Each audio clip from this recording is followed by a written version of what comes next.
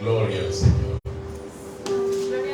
Y es importante un poco lo que vamos a leer, porque cuando nosotros reflexionamos en este tiempo sobre la restauración del altar, nosotros tenemos que indagar conforme a la palabra. Bueno, ¿qué llevó al altar a que se arruinase? Amén. ¿Y por qué causa el altar estaba arruinado? Aleluya. En tiempos de Elías? Y cuando nosotros indagamos conforme a la palabra, hay varios aspectos que saltan a la vista sobre esta situación. En el capítulo 12 de Primera de Reyes, Dios nos habla en el versículo 25 del pecado de Jeroboam. Dice la palabra del Señor en el nombre del Padre, del Hijo y en la comunión del Espíritu Santo de la siguiente manera. Entonces reedificó Jeroboam a Siquem en el monte de Efraín, y habitó en ella, y saliendo de allí reedificó a Penuel. Y dijo Jeroboam en su corazón: ahora se volverá el reino a la casa de David. Si este pueblo subiere a ofrecer sacrificio en la casa de Jehová en Jerusalén, porque el corazón de este pueblo se volverá a su señor Roboam, rey de Judá, y me matarán a mí, y se volverán a Roboam, rey de Judá. Y habiendo tenido consejo, hizo el rey 2 becerros de oro, y dijo al pueblo: bastante habéis subido a Jerusalén. He aquí tus dioses, oh Israel, los cuales te hicieron subir de la tierra de Egipto. Y puso uno en Betel y el otro en Dan. Y esto fue causa de pecado, porque el pueblo iba a adorar delante de uno hasta Dan. Hizo también casas sobre los lugares altos, e hizo sacerdotes de entre el pueblo, que no eran de los hijos de Leví. Señor y Dios Padre Todopoderoso, te damos gracias por tu palabra en esta noche. Señor, reconocemos delante de tu presencia que aún para comprender tu palabra necesitamos de ti. Necesitamos de tu Santo Espíritu que mora en nosotros. Necesitamos, Señor, que tú alumbres los ojos de nuestro entendimiento con tu sabiduría, Señor, para poder ser edificados por el poder de tu palabra y de tu Espíritu. Por eso reconocemos que nosotros necesitamos menguar. ¿Y menguar a qué? Menguar a nuestras presunciones, Señor. Menguar a nuestros conocimientos humanos. Menguar a nuestra inteligencia humana o a nuestra astucia humana. Y reconocer, Señor, que necesitamos ser edificados por ti. Usa, Padre, esta vasija de barro como un instrumento de honra para bendecir a tu pueblo, el pueblo de los santos. Y danos a todos los que estamos aquí presentes y a los que nos siguen por las redes sociales la comprensión y la sabiduría para entender lo que tú, Señor, tienes que decirnos en esta noche y aceptarlo con la humildad del corazón. En el nombre de Jesús, amén y amén. Bendito el nombre del Señor. Podemos sentarnos. ¿Por qué hablamos de Jeroboam? Si nosotros hacemos un poco de historia y nos vamos un poquito más atrás del momento de Elías y esa confrontación con los profetas de Baal, por allá por el capítulo 18 de este primer libro de Reyes, nos vamos a dar cuenta que Jeroboam y Roboam representan la consecuencia del pecado de Salomón. Como consecuencia del pecado de Salomón, todos nos acordamos de la historia. Un profeta llega delante de Salomón y agarra su vestidura, su túnica, y la rasga en 12 pedazos. Y le da a Salomón 2 pedazos y le dice que los otros 10 pedazos serían entregados a otra persona, dándole a entender que la voluntad de Dios como consecuencia del pecado de Salomón es que iba a dividir el reino, pero que en su poder y en el poder de su deseo descendencia, por amor a David su padre, permanecería la tribu de Judá y la tribu de Benjamín. Pero los otros 10 pedazos serían dados a otra persona, a otro linaje. Entonces eso es importante que nosotros lo veamos, porque Roboam, que era el descendiente directo de Salomón, se va a quedar como rey de Judá y de rey de Benjamín, de las 2 tribus. Pero Jeroboam se le van a entregar las otras 10 tribus. Entonces es lo que la historia, en la Biblia nos permite saber como el reino de Judá y el reino de Israel. ¿Ok? O el reino del norte de Israel, del norte, como algunos lo conocen más específicamente. Entonces hay 2 reinos en Israel y hay 2 reyes. Un solo pueblo hebreo con 2 reyes, por cuanto el reino ha sido dividido. ¿Ok? Y eso es importante porque ¿qué ocurre? En Judá era donde se había edificado el templo. En Judá, en la ciudad de Jerusalén que quedaba, era donde el templo se había edificado. Y al edificarse ahí el templo, Dios había establecido en la palabra que este era el lugar donde se tenía que adorar al verdadero Dios. Es allí donde la presencia de Dios iba a estar presente. Así que por consiguiente, las 3 festividades anuales de los hebreos se iban a conmemorar en Jerusalén, porque en Jerusalén estaba el templo. El Pesá, la fiesta de los tabernáculos, todo eso, el Pentecostés, todo eso se iba a conmemorar en Jerusalén, porque en Jerusalén era donde se tenía que adorar. Amén. Esta situación nosotros todavía la vemos presente en el Nuevo Testamento con la mujer samaritana y el encuentro que tiene con nuestro Señor Jesucristo, donde la mujer samaritana, porque Samaria representa precisamente a esa descendencia del reino de Israel del norte, y los samaritanos pensaban que se tenían que adorar en Samaria, en Betel y en la otra, y en el otro monte, en la tribu de Dan, que habían sido edificados por Jeroboam, y que no tenían que adorar en Jerusalén. ¿Ok? Y esto surge por una razón fundamental. Jeroboam, cuando se da cuenta que tiene 10 tribus, pero también Jeroboam era consciente de la obediencia del pueblo de Israel y el amor del pueblo de Israel por Jehová. Pero Jehová dijo desde el punto de vista político, venga acá, si yo permito que esta gente vaya a Jerusalén a adorar, tal como ha establecido la ley y tal como ha establecido y se estableció en el reino de David, inmediatamente esta gente poco faltará para que me odien a mí y me maten, y Roboam logre la unidad de todo el pueblo a partir de la fe en el único y verdadero Dios. Amén. Así que él inmediatamente daña y traza una estrategia y toma una decisión inspirada por el miedo, porque esa es la decisión que toma Jeroboam, el miedo a perder las 10 tribus, el miedo a perder el poder político, el miedo a perder el poder económico, lo lleva a tomar una decisión, y la decisión es: voy a levantar 2 altares, y esos 2 altares voy a hacer 2 becerros de oro, y le voy a decir al pueblo: ahora es aquí donde se tiene que adorar, porque estos fueron los dioses que te sacaron a ti de la esclavitud de Egipto. Eso fue lo que hizo Jeroboam. ¿Okay? Y esto es importante que nosotros lo tengamos presente, porque eso nos va a ilustrar a nosotros mucho de lo que ocurre con cada uno de nosotros en la vida. ¿Qué es lo que nos lleva a nosotros a tomar muchas veces decisiones? ¿Qué es lo que nos lleva a nosotros a hacer las cosas? ¿Qué es lo que nos impulsa a actuar de una manera? Y que muchas veces lo que nos impulsa a actuar no tiene nada que ver con Dios. Al contrario, tiene que ver más con nosotros que con Dios. Tiene que ver más con lo que me interesa a mí, con mis intereses y el cuidado de mis intereses, que con la obediencia a la palabra del Señor. ¿Amén? Esto es importante porque lo que Elías va a encontrar un pueblo igual que tenía el mismo espíritu de Jeroboam. Porque si ustedes recuerdan en el capítulo 18 de Primera de Reyes, Elías le dice claramente al pueblo: ¿hasta cuándo cavilaréis entre 2 pensamientos?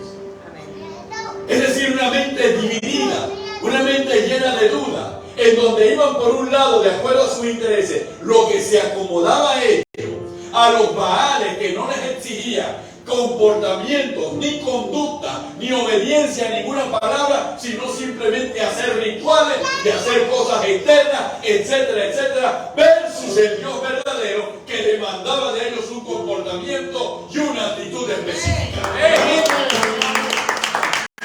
Entonces venían con ese espíritu y venían con esa mentalidad. Por eso Elías se tiene que enfrentar a un pueblo que tiene la mente dividida.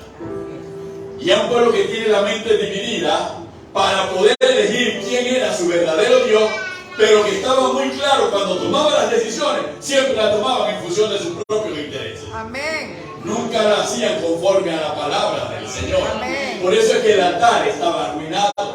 El altar había sido abandonado. Porque es que, hermano, cada vez que nosotros nos apartamos del Señor, es porque queremos hacer lo que a nosotros nos agrada. Amén. Es porque nosotros queremos hacer y actuar de la manera que a nosotros pensamos nos conviene y nos va a ir mejor. Cada vez que eso habita en nuestra mente y llega hasta nuestro corazón, nosotros estamos llevando a nuestro altar a la ruina. Porque la restauración del altar simboliza la reconciliación con Dios y la comunión con Dios. Así que la ruina significa la ruptura de comunicación con Dios. Amén. ¿Amén? ¿Y por qué razón? Porque es que Dios me recuerda lo que yo tengo que hacer, cómo tengo que comportarme y cómo tengo que actuar. Y muchas veces de esa forma que Dios quiere, a mí no me conviene. Amén. Entonces busco una alternativa. La Biblia está plagada de ejemplos de personas como Jeroboam. Pero Jeroboam, actual de esa naturaleza, él llevó las cosas al extremo. Y muchas veces nosotros también llevamos las cosas al extremo. Jeroboam puso límites. Le puso límites a Dios. Y le puso límites al pueblo de Israel del norte. Le dijo a Dios, hasta aquí llegas. Y le dijo al pueblo de Israel del norte, hasta aquí también llegan ustedes. No van a hacer lo que el Dios verdadero quiere que hagan. Ustedes van a hacer lo que de ahora en adelante yo les digo que hagan. ¿Por qué? Porque tengo miedo. Miedo de que ustedes se vayan. Y miedo porque ya le he perdido el temor a Dios. Porque yo no tengo comunión con Dios. Ese es el pecado de Jeroboam. Y la advertencia que le da el profeta a Jeroboam es la advertencia para todo Israel. Y es interesante porque todo el reino de las 10 tribus tenía una profecía de destrucción por parte de Dios. Y en medio de esa profecía de destrucción final por parte de Dios, Dios también estaba dándole al reino de Israel del norte la oportunidad de volverse a Él. Porque así es nuestro Dios. Dios sigue siendo misericordioso. Amén. Dios sigue amándonos. Amén. Dios, a pesar de nuestros enredos y de nuestras confusiones, Él sigue en su misericordia, dándonos palabras para que nosotros nos a Él. Amén. Bendito el nombre del Señor. Cuando nosotros nos damos cuenta de esta situación y nosotros vemos una situación similar, la podemos ver en el libro de Génesis, en el capítulo 4. Todos conocemos la historia de Caín y de Abel. Inclusive la hemos tomado hasta para tomar las ofrendas y los diezmos. Pero todos conocemos la historia. Pero yo no me voy a referir a la ofrenda. Me voy a referir a lo que vino después. Lo que vino después era sencillo. Dios habla con Caín y le dice a Caín: ¿por qué ha mudado tu rostro? ¿Por qué ha decaído tu rostro? Si bien hicieres, no serías alabado. Con todo el pecado está a la puerta, pero tú, Caín, tienes el poder de enseñorearte del pecado. Y Caín escuchó la palabra del Señor y escuchó la voz del Señor. Sin embargo, al final, Caín toma su decisión. Y la decisión de Caín no está determinada por la voluntad de Dios, está determinada por sus intereses. Y uno podrá calificar qué sentía Caín por Abel. Caín podía sentir por Abel celos. Y podía sentir por Abel envidia. Y todo eso lo llevaba a sentir odio. Y todos esos sentimientos habían apartado definitivamente el corazón de Caín de Dios. Y lo llevó a tomar una decisión para satisfacer sus intereses. movido por su miedo a que él siempre sería, a pesar de ser el primogénito, él siempre sería el segundo en relación a Dios, porque el primero era Abel por su buen corazón. Así que Caín, en su lógica humana, sin la presencia del Señor, sin tener a Dios en su corazón, su lógica humana era sencilla. Si elimino a Abel, a Dios no le queda que otra. El único soy yo. Así que confórmate. Vamos a ver quién te va a traer ovejas y quién te va a sacrificar corderos aquí. A ver si no vas a tener que aceptar la ofrenda del fruto de la tierra que yo te traje, porque no vas a tener otra ofrenda con la cual compararla. Esa es la lógica. Y uno se sorprende porque aquí yo estoy metiéndome en la mente de Caín. Pero es que la mente de Caín y sus acciones nos dicen que era lo que quería: quitar a Abel del camino, borrarlo del camino. Y así es como muchos de nosotros también actuamos. Así es como muchos de nosotros también pensamos. Así es cuando esos sentimientos, esas obras de la carne se van desarrollando en nuestra mente y en nuestro corazón. Nosotros empezamos a razonar y nosotros empezamos a analizar según lo que a mí me va a dar paz, según lo que a mí me va a satisfacer. Y si yo tengo que quitar a Orlando del medio, yo voy a quitar a Orlando del medio. Y como lo decimos en el buen panameño, ¿ok? Si yo tengo que echarme a alguien para poder escalar, me echo a quien sea para poder escalar. Amén. Así actuamos. Así actúa el mundo. Esa es la ley del mundo. Entonces nosotros estamos movidos muchas veces por esas emociones y por esos sentimientos. Y nosotros pensamos que nosotros podemos ponerle límites a Dios. Amén. Y nosotros pensamos que lo que nosotros vamos a hacer, Dios no le va a quedar otro remedio que aceptarlo. No le va a quedar otro remedio. Así como nos hablamos entre hombres, no les va a quedar otro remedio que aguantarse la decisión que nosotros vamos a tomar. Porque cuando nosotros nos desconectamos de Dios, nosotros arruinamos nuestro altar. Y cuando nosotros arruinamos nuestro altar, muchas veces pensamos, no, cuando arruinamos el altar es que estamos poniendo a otro Dios en el lugar de Dios. Y muchas veces no es un Dios de piedra, somos nosotros mismos los que nos estamos poniendo en el lugar de Dios. Sí, hermano, Caín se puso en el lugar de Dios. ¿Por qué se puso en el lugar de Dios? Porque él pensaba que siendo hombre, él podía tomar unas decisiones y someter al Dios que había creado los cielos y la tierra. Y marcarlo y señalarle el camino él como hombre. Y a veces nosotros también somos así.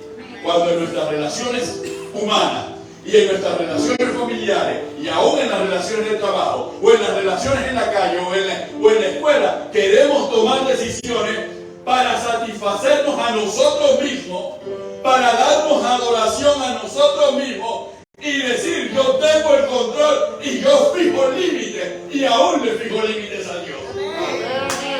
La palabra me enseña que el único que fija límites es Dios. Y el único que fija parámetros es Dios. Y el único que tiene poder para decirnos a nosotros, si traspasas mis límites y si violas mis parámetros, estas son las consecuencias, es Dios Todopoderoso. No somos nosotros. ¿Cuántos dicen amén? Aleluya. Bendito el nombre del Señor. Ahora, les dije que este era un mensaje sobre las conductas y el comportamiento. Así que es un mensaje totalmente, una enseñanza totalmente reflexiva sobre nosotros mismos y muchas veces sobre nuestras acciones.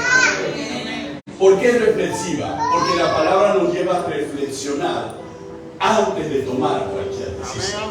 ¿Cuántos dicen amén? ¿Por qué estudiamos la palabra? ¿Por qué venimos a una escuela dominical? ¿Por qué estamos en una clase de liderazgo? ¿Por qué? ¿Para qué oramos? ¿Para qué leemos la Biblia en un día? ¿Para qué oramos las 24 horas del día? ¿Para qué lo hacemos? Para ser instruidos por la sabiduría de la palabra y para poder dirigir nuestras vidas y las decisiones que tomamos en la vida conforme a la palabra del Señor. ¡Aleluya!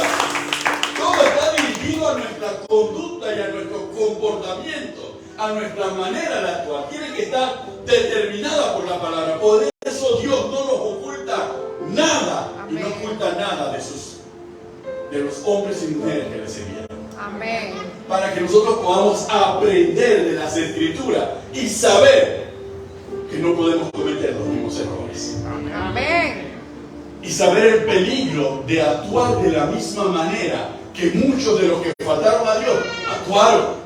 ¿Cuántos dicen amén? Amén. Entonces, cuando nosotros nos damos cuenta de que este es el comportamiento, nosotros podemos ir y ver a otro personaje. Saúl, por ejemplo. Imagínense Saúl.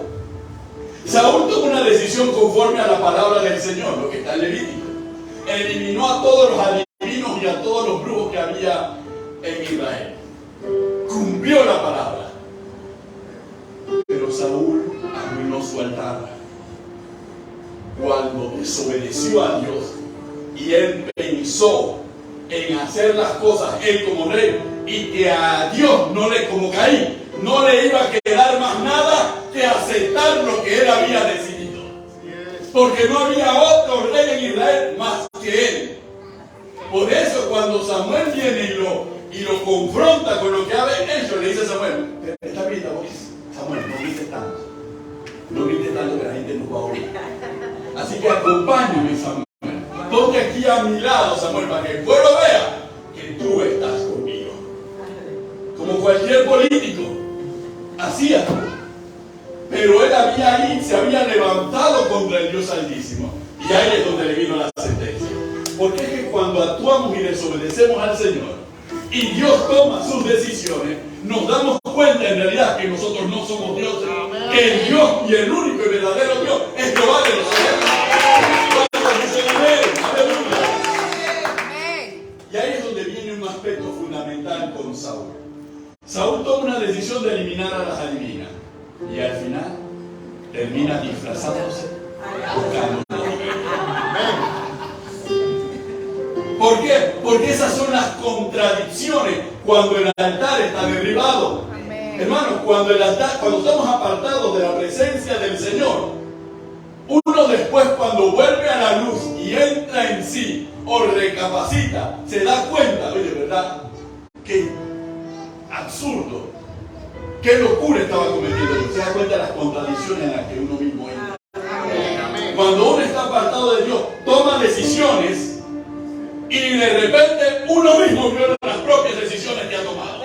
Amén, así es. Exactamente. Es como quien dice: tiro el puente abajo y me quedo en la otra orilla para que los hermanos de la iglesia no crucen, y cuando llega el momento, oye, yo necesito a los hermanos de la iglesia, pero yo tumbé el puente.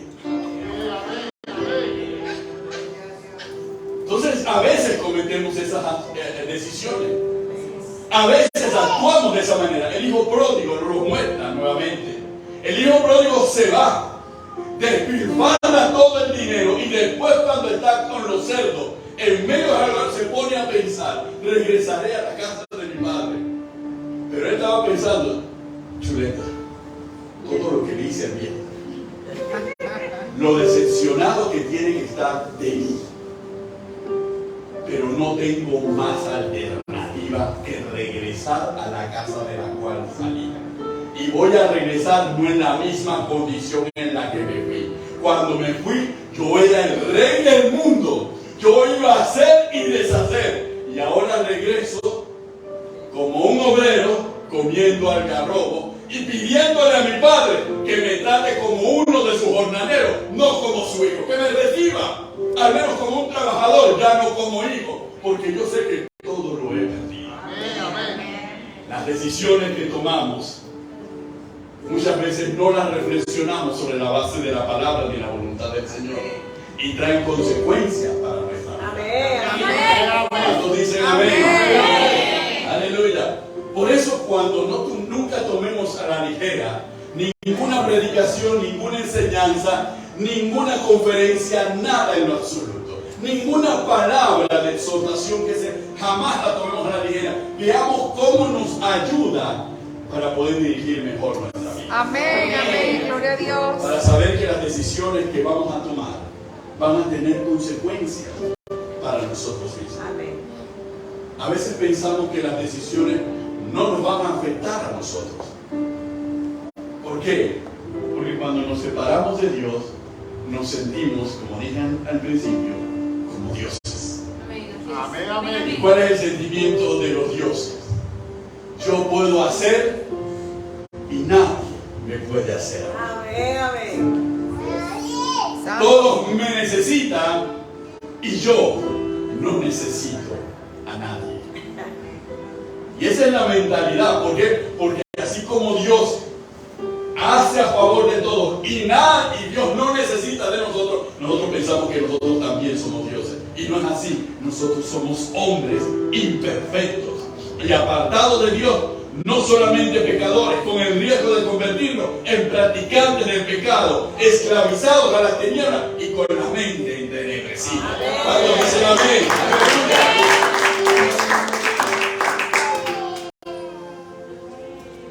Cuando nosotros nos vamos a la palabra del Señor en 1 Corintios y Dios nos muestra qué es lo que Dios demanda a nosotros, lo dice en Deuteronomio, lo dice en Miqueas, pero nos dice también en 1 Corintios capítulo 5 algo muy interesante que nos ayuda a nosotros en sabiduría a saber cuáles son los límites que realmente nosotros podemos poner en nuestra vida. Capítulo 5 de 1 Corintios, versículo 9. Tal vez algunos quieren que leamos el caso anterior. No vamos a ver el caso anterior. Vamos a verlo del versículo 9, capítulo 5 de 1 Corintios. Dice la palabra del Señor: os he escrito por carta que no os juntéis con los fornicarios.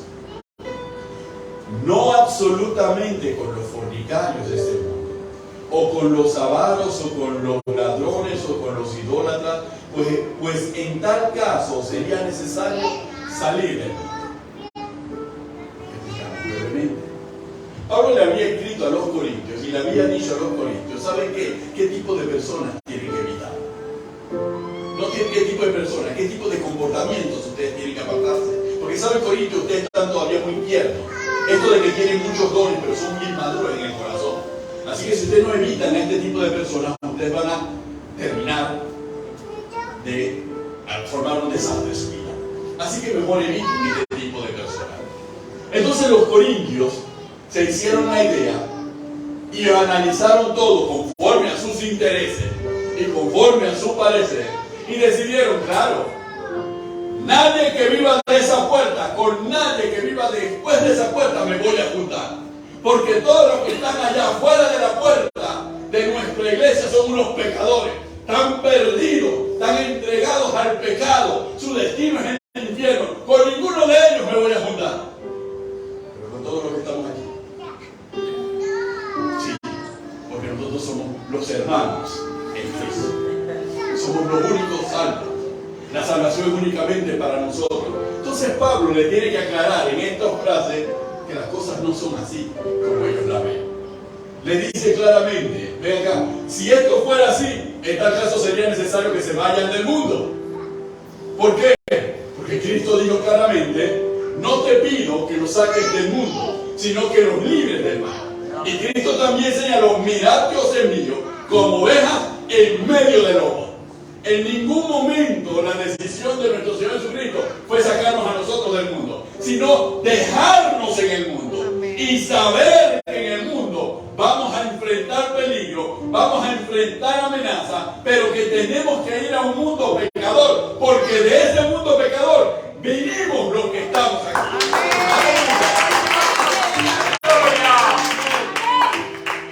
Pablo los aterriza y derrumba sus intereses y sus concepciones todas extrañas. Y dice lo siguiente: más bien os escribí que no os juntéis con ninguno que, llamándose hermano, fuere fornicario o avaro o idólatra o maldiciente o borracho o ladrón, con el tal ni aún comáis. Ahora, cada vez que se lee este versículo, todo el mundo dice: realmente eso está en la Biblia. Sí, hermano, eso está en la Biblia. Lo acabamos de leer. Amén. Y eso lo dice Pablo. Y Pablo se lo dice a quién? A la iglesia. No se lo está diciendo a nadie, se lo está diciendo a la iglesia. Quiere decir que nosotros tenemos que ser cuidadosos entre nosotros, porque si hemos aceptado al mismo Cristo, hemos confesado el mismo nombre y hemos recibido el mismo bautismo, entonces nosotros tenemos que habernos apartado de los mismos pecados. Pero si entre nosotros aún persiste el pecado y la práctica del pecado, entonces cuando nosotros lo detectamos, sobre esa base tenemos que actuar. Eso lo dice la palabra del Señor. Eso lo marca la palabra del Señor. Y Pablo dice más. ¿Por qué? ¿Qué razón tendría yo para juzgar a los que están fuera?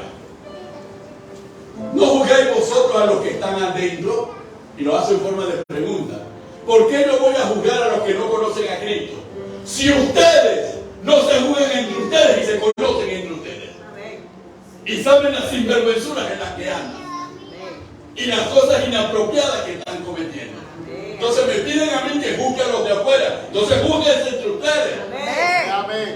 Para ver cómo vamos a quedar en este asunto. Aleluya. Entonces Pablo fue contundente y es contundente para la iglesia. Y esta palabra es necesaria para la iglesia. ¿Por qué? Porque todos somos dirigidos por el mismo Espíritu. Amén. Y todos tenemos que tener y esforzarnos por restaurar nuestro altar. Amén. Para que ese Espíritu hable claramente y nosotros comprendamos claramente lo que el Espíritu Santo demanda de cada uno de nosotros.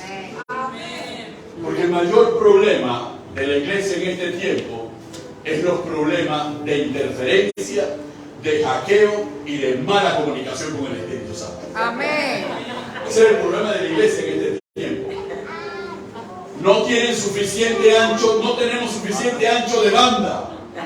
A veces no tenemos suficiente antena. A veces nos hace falta la electricidad para comunicarnos y para escuchar adecuadamente al Espíritu Santo. Amén. ¿Ah? Algunos están dibujando. Aleluya. Y creemos que tenemos buena comunicación con el Espíritu Santo. Amén. Entonces nosotros, ese es el problema de la iglesia en este tiempo.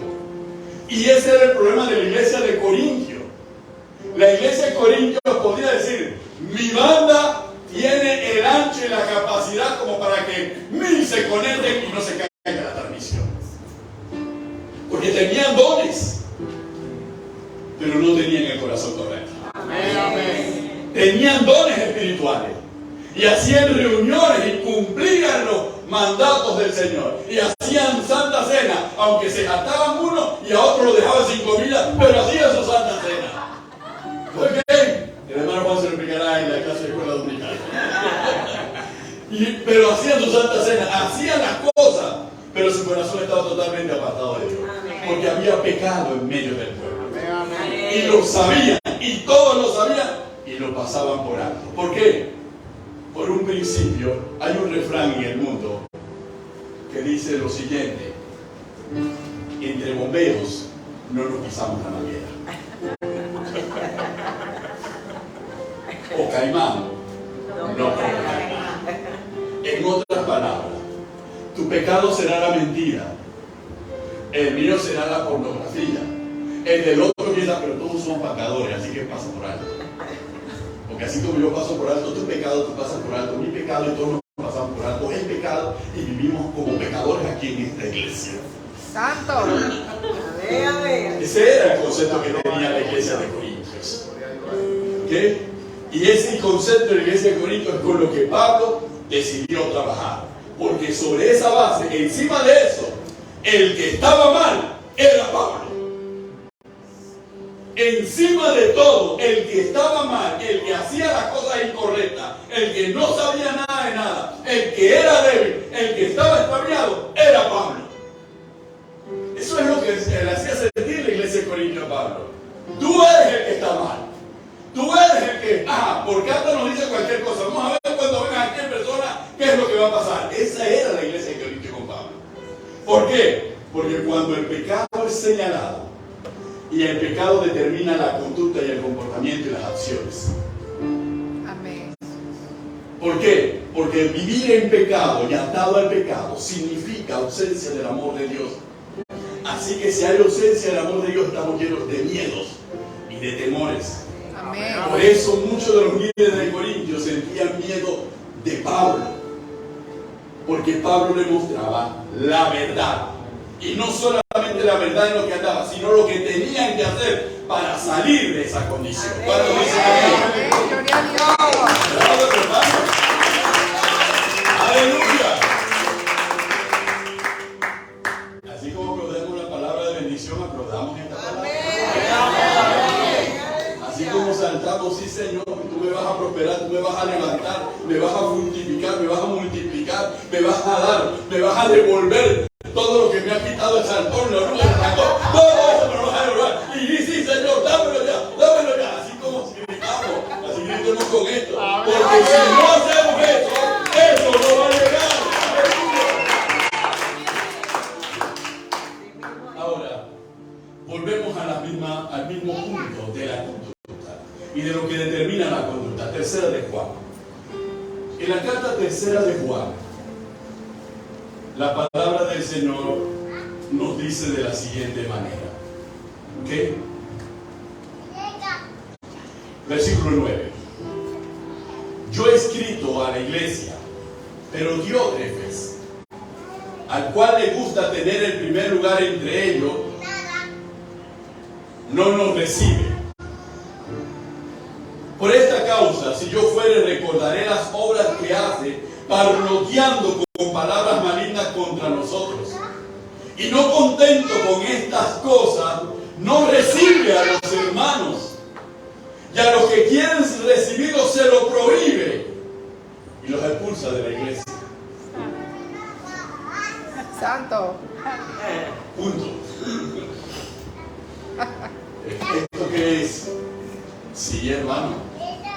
El apóstol Juan se encontró con un líder que no le contestaba las cartas.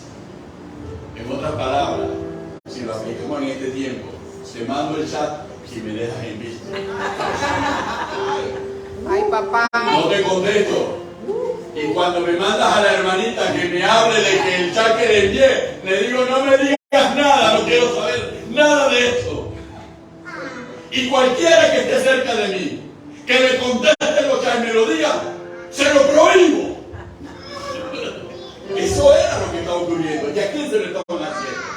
¿A un pastorcito? ¿A una pastorcita? No, al apóstol Juan, aquel a quien Dios le dio la revelación del tiempo del fin.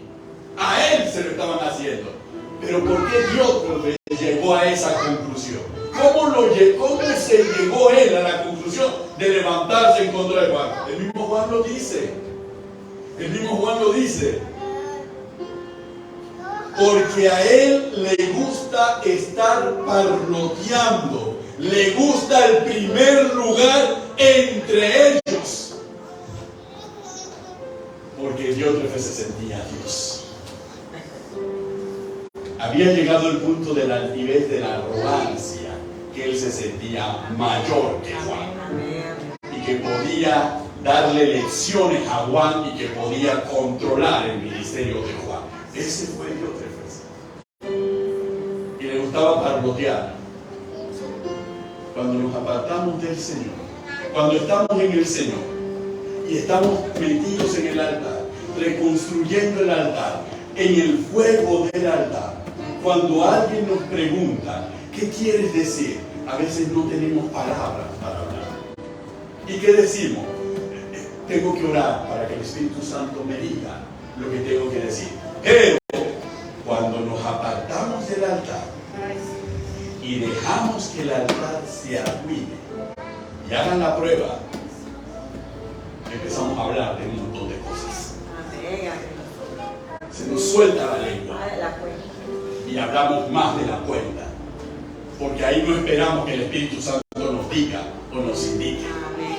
Ahí somos nosotros. Por eso es que cuando uno quiere saber qué tan cerca está uno del altar y qué tan lejos está del altar, hay que preguntarle qué tan larga tiene la lengua.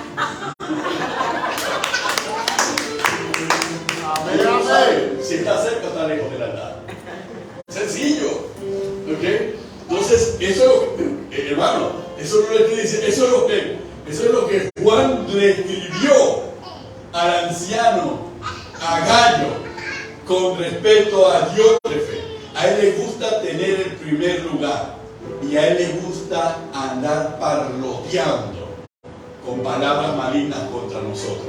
Ahora, parlotear con palabras malignas contra nosotros, en el buen panameño se resume a una sola palabra: bochinchar. Es parlotear con palabras malignas contra alguien. Santo. Amén, amén. Amén. Amén. Diga gracias, Señor. Abriendo los ojos. Gracias, Padre. Dígalo, gracias, Señor. Aleluya. Señor, que el Espíritu de Santiago venga sobre mí para sujetar la lengua. Aleluya. Bendito el nombre del Señor. ¿Por qué razón? Porque esto nos lleva a que cada vez que nosotros nos apartemos del altar de Dios, cada vez que nos apartemos de la palabra, cada vez que nos apartemos de la comunión con el Espíritu Santo, nosotros vamos cayendo y nos vamos convirtiendo en dioses nosotros mismos, y a pesar que pensamos tomar las decisiones que nos da la gana. Y no solamente las decisiones sobre cómo vamos a vivir nuestra vida, sino también tomamos decisiones sobre qué persona vamos a sacar de nuestra vida y vamos a destruir de nuestra vida. Amén. Y vamos a mantener en el filo, lejos de nuestra vida. Eso fue lo que hizo Diótrefe. A Juan no lo quiero aquí. Y a nadie que esté de acuerdo con él, no Juan Delgado, ni a nadie que esté de acuerdo con él. Esa era la posición de Diótrefe. ¿Por qué? Porque Juan representaba la verdad de la palabra. Y él no quería tener la verdad de la palabra cerca, porque lo incomodaba. Entonces, si usted se siente incómodo con la palabra, dele gracias a Dios que se siente incómodo, porque eso significa que todavía hay algo de sensibilidad en usted. Amén. Cuando la palabra me hace sentir mal, oye, todavía hay esperanza de que pueda cambiar y mejorar. Pero donde usted sienta que la palabra, y usted juegue como aquel que se agacha cuando tiran una piedra, ¿ok? Bueno, los que antes lo correteaban con un biombo saben de lo que estoy hablando. ¿Okay? Uno se agacha para que la piedra pase por encima. ¿Okay? Si usted siente que esa palabra es para alguien más, entonces mi recomendación, preocúpese. Amén, amén, amén. Porque está cercano a Dios. Santo. Bien. Lo reprendo. Porque Dios jamás sintió que ninguna carta de Juan era para él. Es más, él consideraba que Juan tenía malas intenciones con él.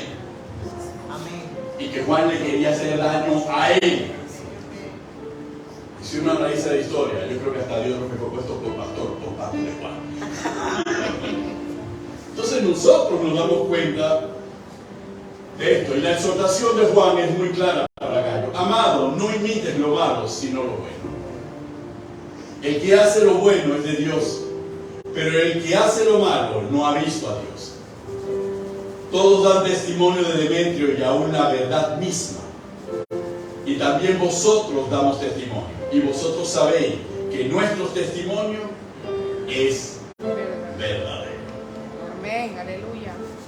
La palabra está para que imitemos lo bueno y para que reflexionemos con la sabiduría de la palabra sobre las decisiones y sobre las acciones. No seamos como Caín, dejándonos llevar por nuestras emociones y por nuestras bajas pasiones. No seamos como Saúl, soberbios, queriendo hacer la voluntad de Dios como a nosotros nos parece y no como Dios ha determinado que sea. Pensando que a Dios no le queda más alternativa, porque en la bolita del mundo, amén, no hay nadie más que vaya a hacer la voluntad de Dios que yo. Así que si la hago media, Dios tiene que sentirse satisfecho. No, porque Dios es Dios. Nuestro Señor Jesucristo en la entrada en Jerusalén, cuando le decía que hiciera callar a la multitud, Él botó esta expresión. Es cierto, digo que si ellos se callan, las piedras hablarán. dando a entender que Dios es soberano, que Dios no necesita de ninguno de nosotros. Amén. Amén. Nosotros necesitamos de Amén. Dios. Que Dios no obedece nuestras órdenes. Nosotros obedecemos sus mandamientos. Que Dios no nos adora a nosotros, nos ama, pero no nos adora. Y nosotros a Él lo tenemos que amar y adorar. Porque Él y por lo que ha hecho. Aleluya. ¿Cuántos dicen gloria a Dios? Entonces esto nos lleva a todos nosotros a tener una perspectiva clara de cómo son las cosas en este camino. Y de cómo deben ser las cosas en este camino. Y de que si en nuestros corazones se anidan sentimientos incorrectos que sabemos que están en contra de la palabra, tenemos que trabajar en ellos. Y tenemos que acercarnos al Espíritu Santo para que trabaje en ellos. Y saber claramente que nosotros vivimos bajo los límites de Dios. Y que nosotros no podemos poner límites. Y menos le podemos poner límites a Dios. Y que la consecuencia de nuestras acciones las cosechamos nosotros. Nosotros cosechamos lo que sembramos, sea bueno o sea malo. Y que los puentes que rompamos, sepámoslo, que si los rompemos para que otros no pasen, también los rompemos para nosotros tampoco pasar. Entonces, ahí tenemos que ser sabios. La sabiduría es la que nos lleva a la prudencia. El poner límites a Dios y el querer poner límite a las situaciones, a esto y a lo otro, responden a nuestro miedo. No responden a la sabiduría. ¿Por qué razón? Porque los límites son puestos por Dios, no por el hombre. Amén. Aleluya. Y cada vez que el hombre ha querido ponerle límites a Dios, Dios ha hecho con nuestros límites lo que le ha dado la gana. Aleluya, así es. Y al final los más humildes han tenido que reconocer, en verdad, tú eres Dios y haces como quieres. Amén. Y los que resisten, uno piensa que va a ser fuerza. Bueno, tú le harás fuerza a tu mamá en tu casa. A tu papá le harás fuerza.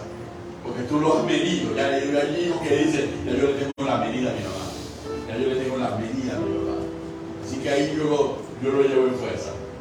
Y uno piensa que lo está logrando, pero se olvida de que Dios también lo está viendo. Y que cuando nosotros rompemos el orden, nos estamos enfrentando a Dios. No nos estamos enfrentando a papá y a mamá. Nos estamos enfrentando a Dios, porque el que estableció a papá y a mamá fue Dios. Amén. Por eso Dios siempre dice en la palabra, por eso siempre se reclama, mía es la guerra y mía es la venganza. Entonces, por eso Dios siempre nos declara para darnos confort y seguridad. Yo pelearé por ti. Yo caminaré delante de ti. Yo venceré a tus enemigos. Yo los pondré, yo los aplastaré. Dios lo declara para hacernos sentir, ¿sabe qué? El problema no es contigo. Y se lo dijo a Samuel. Samuel, no fue a ti a quien desecharon, fue a mí. Aleluya. Así que deja el lloriqueo. Que esto lo voy a resolver yo con ellos. Amén. ¿Ok? Entonces nosotros tenemos que estar claros. Y si hay algo que nosotros los nacidos tenemos que tener claro, es quién es nuestro Dios. Amén. Y que a Él tenemos que servir. Y que a Aleluya. Él tenemos que obedecer. Y sobre su palabra tenemos que vivir, tenemos que andar y tenemos que decidir. Ahora, las decisiones y cómo se toman las decisiones no las podemos reflexionar en una predicación. Las tenemos que reflexionar en una clase de liderazgo que tiene que ver con la ética cristiana. Y la ética cristiana es la que nos lleva a cómo tomar una decisión conforme a la palabra. Amén. Cualquiera que sea, en cualquier circunstancia. Pero para poder manejar la ética cristiana, yo tengo que tener un corazón humilde. Amén. Porque si tengo un corazón antiguo, soberbio, Aleluya. yo no voy a seguir la ética cristiana. Yo parto de la base, pero es que yo, si lo digo yo, que he sido ungido como pastor por el mismo Espíritu Santo, es la verdad. No es así. La verdad es la palabra. Amén.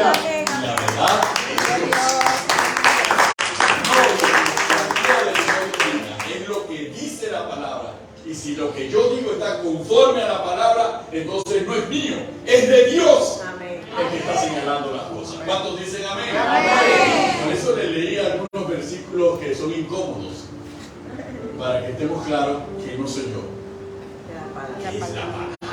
Aleluya. Amén, amén. ¿Ok? Y quien nos devela y quien nos muestra cómo estamos es la palabra. ¿Por qué? Para proteger todos nuestros corazones, de los que estamos aquí y de los que están en las redes sociales. ¿Por qué? Porque la naturaleza humana y la naturaleza de la iglesia muchas veces es como las de los corintios. Esa carta me la envió a Pablo, a mí, porque tiene una puya conmigo. Me la está tirando. Y me la manda por carta para que la lean en toda la iglesia. Y todo el mundo sabe que está hablando de mí. Y ahí era cuando se reunían y se confabulaban y decían que venga a ver si se atreve a decirnos de frente. Ahí era donde lo hacían. No, es la palabra del Señor. Y la palabra del Señor tiene un destinatario impersonal, que es la iglesia. Y el otro destinatario impersonal, todo aquel que esté mal, corríjase. Amén, amén. Póngase en orden. Todo lo que estamos mal, cuando escuchamos la palabra, solamente tenemos una alternativa. Si amamos a Dios, corregirnos. Amén.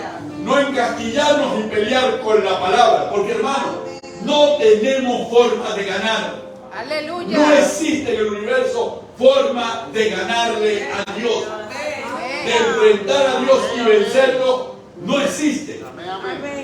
Y para algunos que dicen, pero Jacob peleó con el ángel y le ganó, no existe forma de ganarle a Dios. Amén.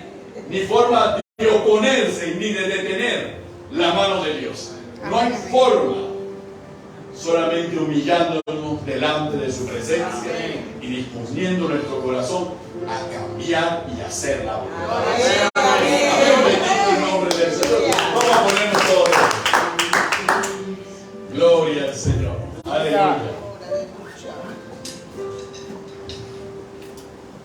Bendito el nombre del Señor. Y hermanos, esto opera para todo aquel que esté dispuesto a hacer lo bueno conforme a la voluntad del Señor. Amén. Gloria a Dios.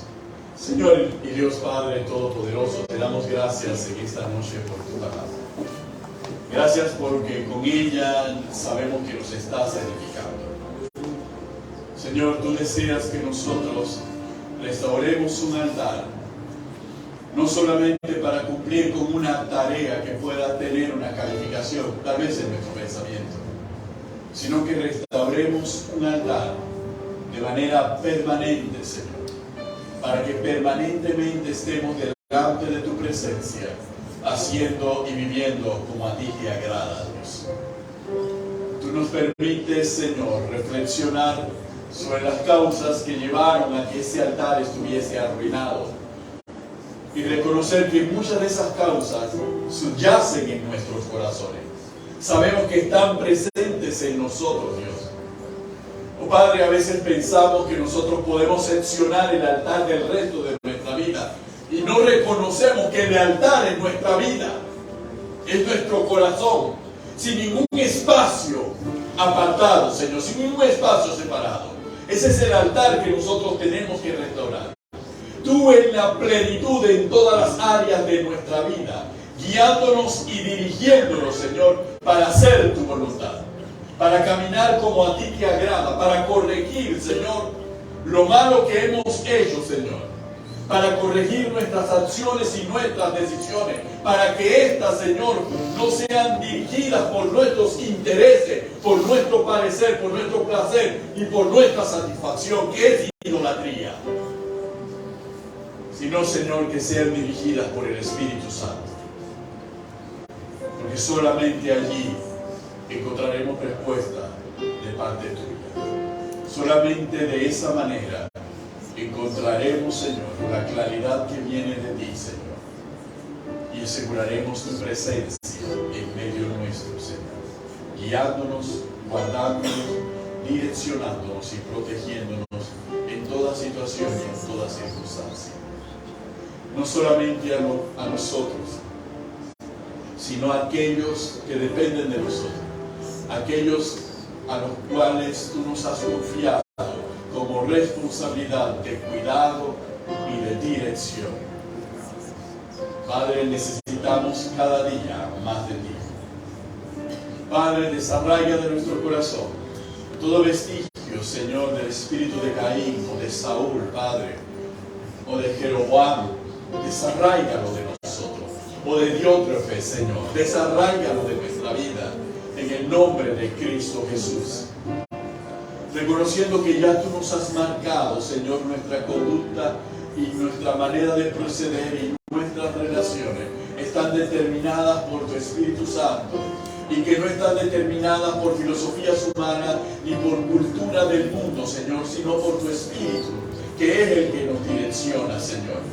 Que esa sabiduría nos lleve a la prudencia, al dominio propio, Señor, que nos permite conducirnos de manera agradable delante de ti y delante de los hombres, oh Dios, en el nombre de nuestro Señor Jesucristo.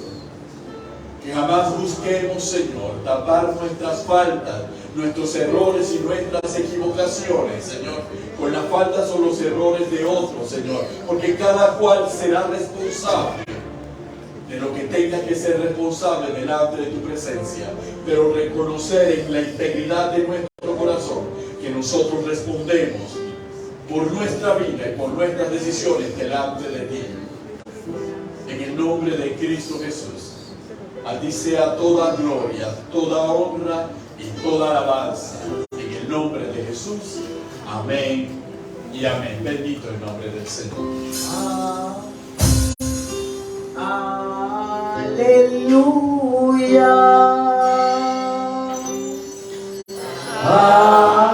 Aleluya.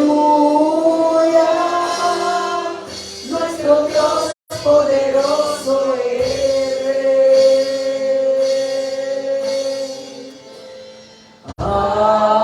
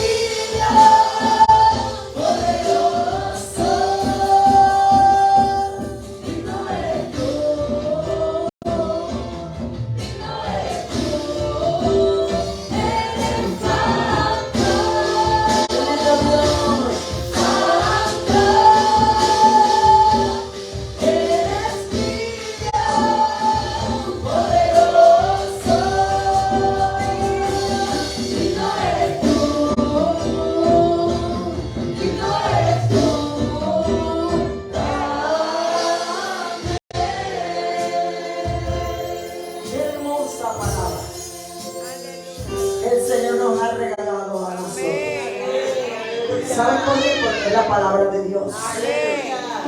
Es Dios hablando hablando a nuestras vidas. Es Dios mostrándonos el camino. Es Dios. Mira, cuando Dios habla así es porque nos ama tanto, pero tanto que no quiere que ninguno de nosotros se pierda. Cuando Dios habla de esa manera es porque Dios tiene un propósito tan grande con nuestras vidas que no quiere que nada estorbe que nosotros podamos alcanzar ese propósito. Y no podemos ser insensibles a la voz de Dios. Porque si usted le dice a Dios, Señor, muéstrame qué debo cambiar. Señor, muéstrame qué debo hacer.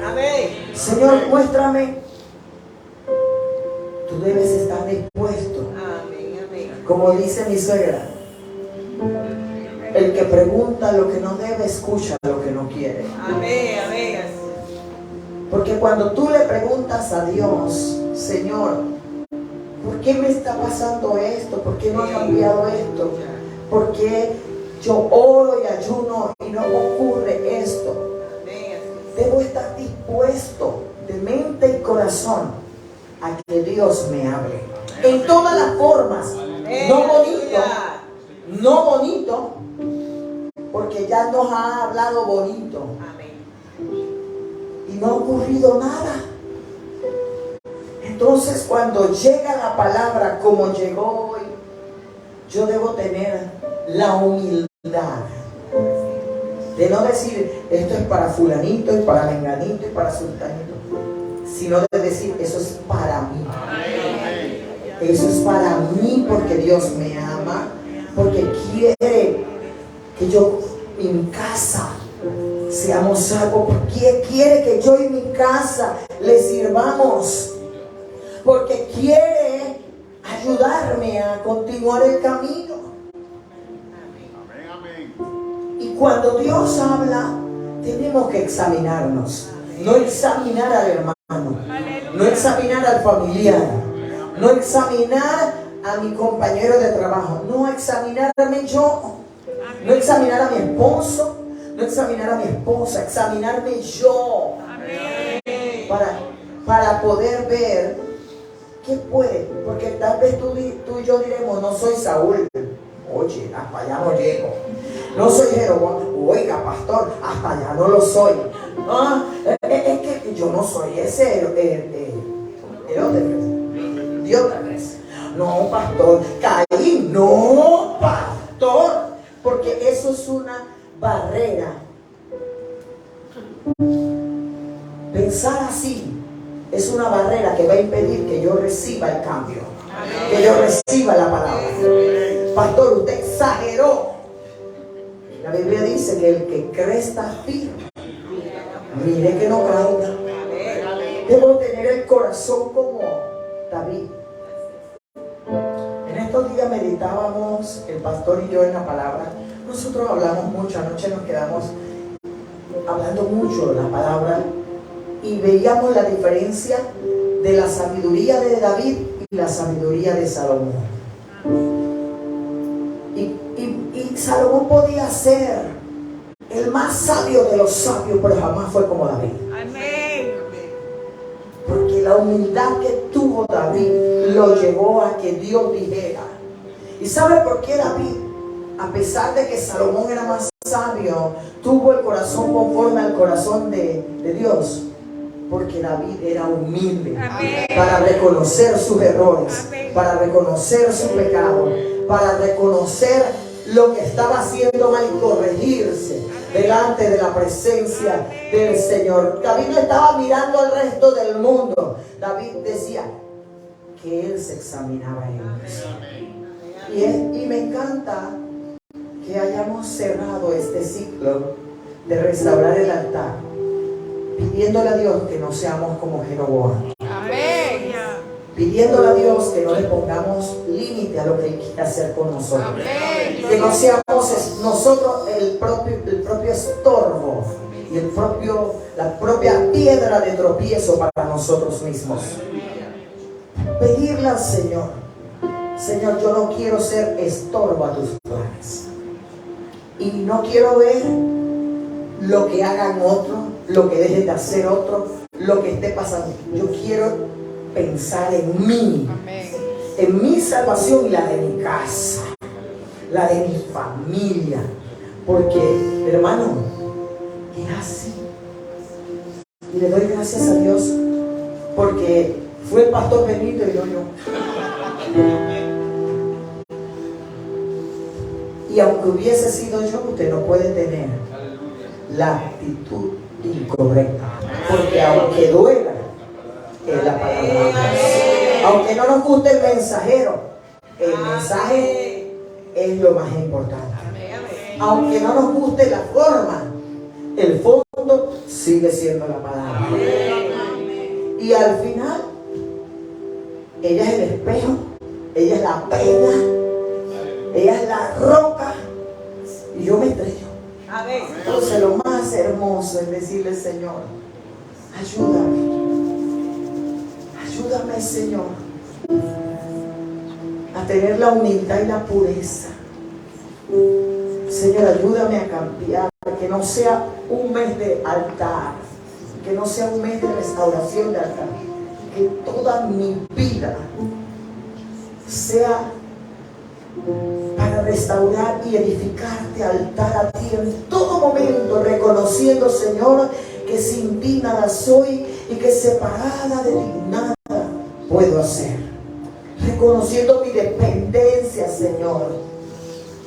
Dame la sabiduría que viene de lo alto, esa sabiduría que me ayuda a tomar las decisiones correctas, hacerlo agradable delante de ti, por encima de lo que no me agrada y por encima de mis emociones, comprendiendo, como dijo Jesús, que lo que tú estás haciendo ahora, yo no lo entiendo, pero lo comprenderé después. Gracias, Señor, por esta palabra hermosa que tú nos has regalado en este tiempo. Permite que todos los que la hayamos recibido y los que la reproduzcamos, podamos, Dios mío, ser cambiados y transformados, alumbrados por la verdad de tu palabra. Que tu Espíritu Santo siga trabajando en nuestras vidas, Señor. Porque al trabajar en nosotros, trabaja en nuestros matrimonios, trabaja en nuestra familia, en nuestros hijos, en nuestra casa, Señor. Gracias, Señor, porque tú nos amas y prolongas tus misericordias sobre nosotros. En el nombre de Jesús, te damos gracias, Señor. Guarda nuestra entrada, guarda nuestra salida. Que el ángel de Jehová acampe alrededor de nosotros y nos defienda. Cubiertos estamos con la sangre de Cristo. Y sabemos, Dios, que tú vas en nosotros y con nosotros. En el nombre de Jesús, amén y amén. Jehová les bendiga y les guarde. Jehová haga resplandecer su rostro sobre ustedes y tenga de ustedes misericordia. Jehová alce sobre ustedes su rostro y ponga en ustedes paz. Que la gracia de nuestro Señor Jesucristo, el amor del Padre y la comunión del Espíritu Santo sea con cada uno de nosotros y nuestras familias. En el nombre de Jesús, amén.